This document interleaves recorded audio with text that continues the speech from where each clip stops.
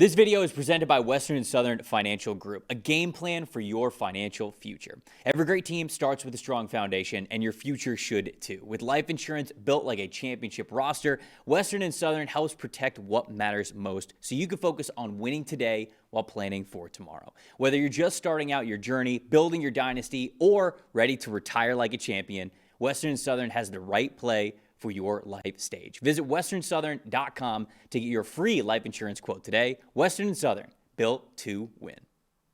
The Lions and the Vikings are the next Christmas Day game that we have, 4:30 p.m. Eastern time. This one kicks off.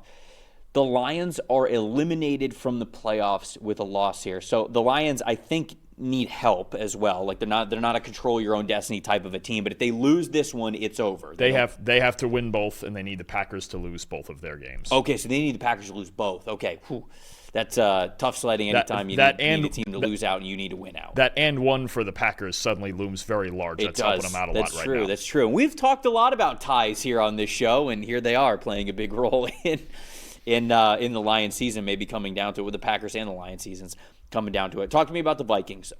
J.J. McCarthy, he's played better as of late, but he had the injury last week. Max Brosmer comes in. He looked like he was in a lot of pain on the sideline. McCarthy did, that is. So when you look at the Vikings and on their side of the ball with the offense, what do you want to see in this game? Yeah, regardless of whether it is McCarthy and it's going to be a quick turnaround to recover from a hand injury and play on just 3 days rest, we'll see. He did not practice yesterday. We'll see if he can get any practice time in either today or tomorrow in preparation for this game. And he has looked better. And I think the Vikings offense has looked better in general because Kevin O'Connell has established the run game a little bit better. Over the past 3 weeks, a 50.9% run rate. They are actually running it right now more than they're throwing it. And they're taking the game out of McCarthy's hands and out of Max Brosmer's hands if he's going to be in there as well. And we just saw the Lions really struggle in run defense, give up 230 rushing yards to the Pittsburgh Steelers, who were not known as a rushing juggernaut before this past Sunday. 83.5 rushing grade of late for the Vikings over the past 3 weeks. That's a top 5 mark in the NFL. And a 74.5 run blocking grade is one of the best marks in the NFL. So they've gotten their offensive line going. I think Kevin O'Connell has really just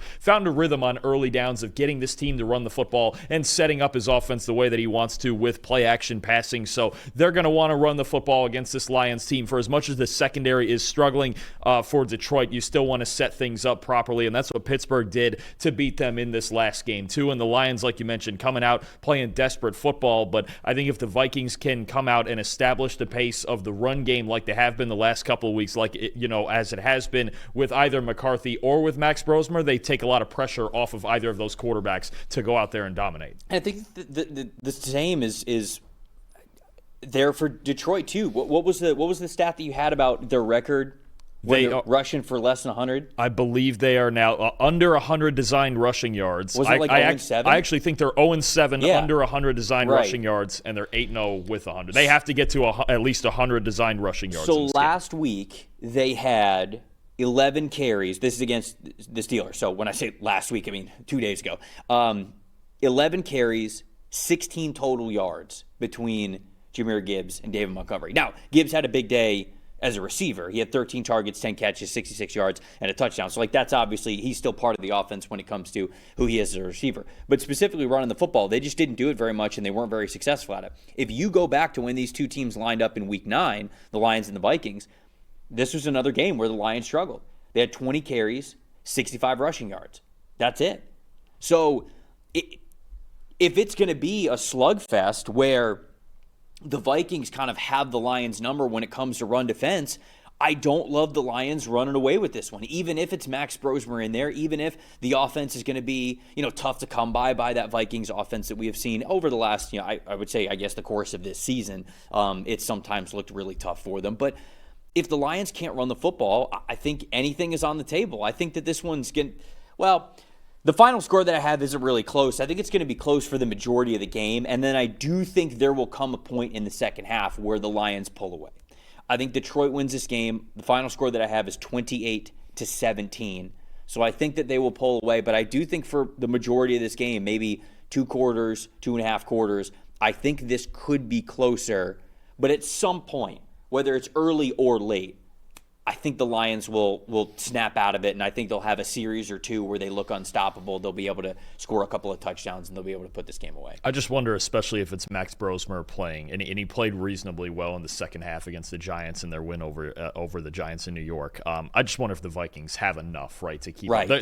That's my thought too. They got to 27 points in the victory over the Lions last time. I don't know that they're going to get there with Brosmer as their quarterback, and even if it's McCarthy, then what does the hand injury look like, and how well will he be able to throw the football? The other thing, too, with the Lions to note is it really has been a lot of the struggles of their offensive line. Yeah. 7 games this year with a run blocking grade as a team below 65. They have lost 6 out of those 7 games. So that's really been the key, is that we just have not seen this Lions offensive line as a unit dominate as consistently as we have the last 3 or 4 years. I'm also going with Detroit. Give me the Lions 24-14. Yeah, I mean, Christian Mahogany, I think, struggled last game. I think they had Kingsley Ugokun as their center last game. He struggled as well. Like there's a lot of struggles on that interior offensive line, and a lot like it's I get funny is the wrong word, but it's been interesting to observe teams like the Eagles, the Lions, and the Cleveland Browns as well,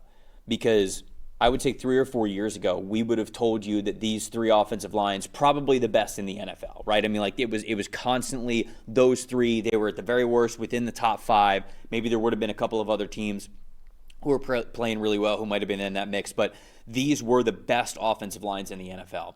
I think that's where their identity really lied. And this year, due to injury, due to age, due to some guys just not being on that team anymore, those 3 teams I think are trying to still lean on the O-line as a major part of their identity, and all 3 of them, I would say, are struggling to do so at this point in time. It was a little bit better for Philly, which we'll get to in a little bit here, but for the Lions specifically, that goes into why they've been struggling in the run game, and why when they're not running the ball well, they're not able to control things. They can't control the tempo. They can't control the time of possession.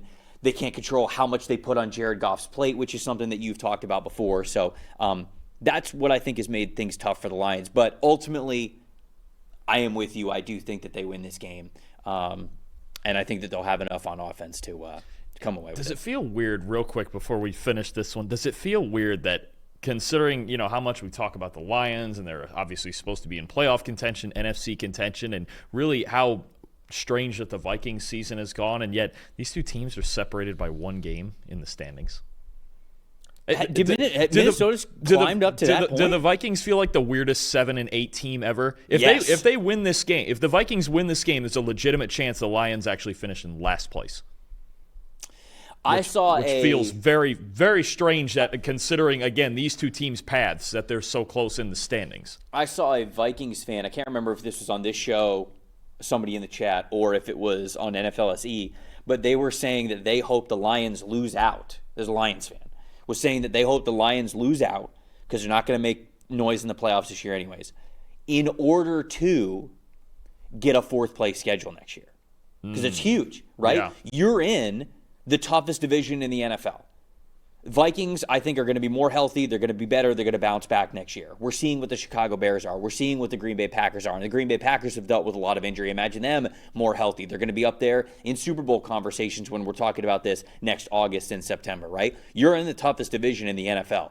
You need all of the easy, quote-unquote, easy games that you can possibly get. So I know that there's a lot of fans that never root for their team to lose. But if the Lions lose their next 2 here, that could be huge for them, given the fact that you already know you have to play the Packers, the Vikings, and the Bears twice during the season next year. So could be big. Could be big for them. Think about strength of schedule in relation to, I think especially about a couple of teams who have gone worst to, maybe not worst to first, but into the playoffs. Who's got the easiest schedule in the AFC? The New England Patriots, right? Yeah. Who had the easiest schedule in the NFC. You look at the Bears are up there.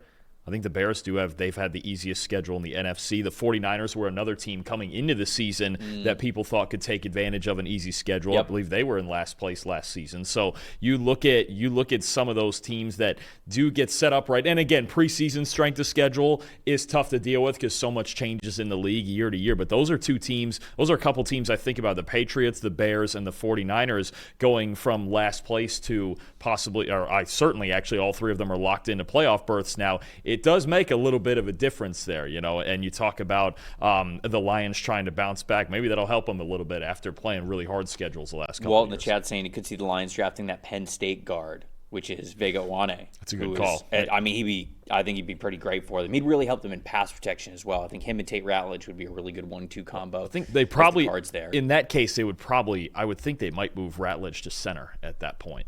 Because you still have Mahogany right, too. Yeah, right, so yeah. Ratledge, That's true. they have options. They could wait till day 2 and draft the center, or you could move Ratledge over as they started to experiment with in the preseason and then figure out a guard situation from there. We'll talk plenty NFL draft sort of when the season is over for these teams officially.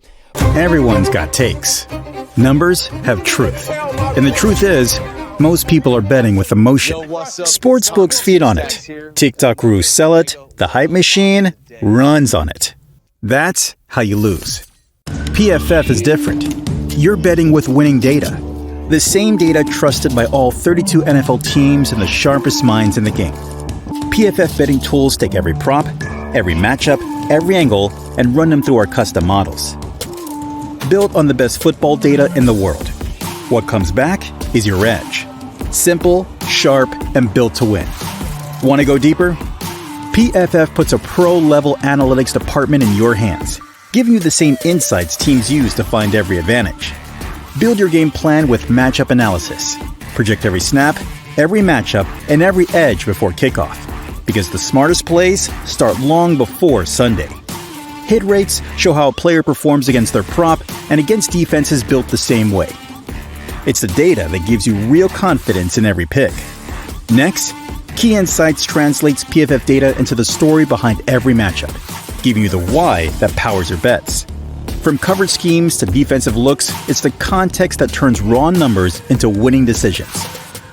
When you're ready to take action, filter through every prop on the market and focus on the opportunities that matter, by game, matchup, or value. Then, shop for the best available line in your area and tap your book of choice to place the bet instantly. Everyone's got takes, but now you've got truth. Bet with data, win with PFF.